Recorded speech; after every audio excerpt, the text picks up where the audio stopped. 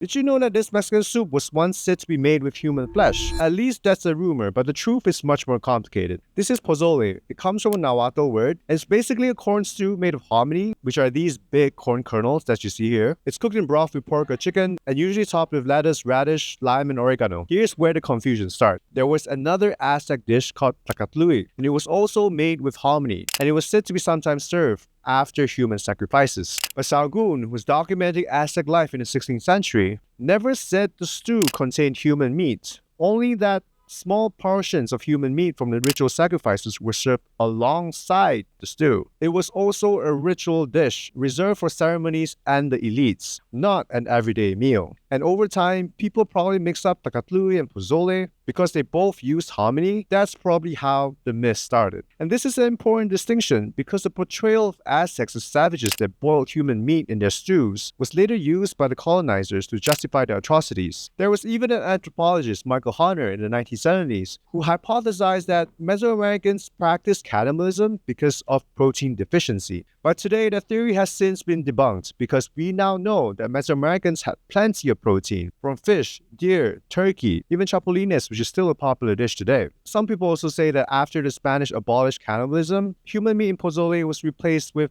pork because pork tastes the closest to human. That sounds pretty wild, but it's probably untrue as well because human meat was never a main ingredient in pozole. Anyway, if you're craving a good bowl of pozole, this stall in Oaxaca, El Compadre, is some of the best I've ever had.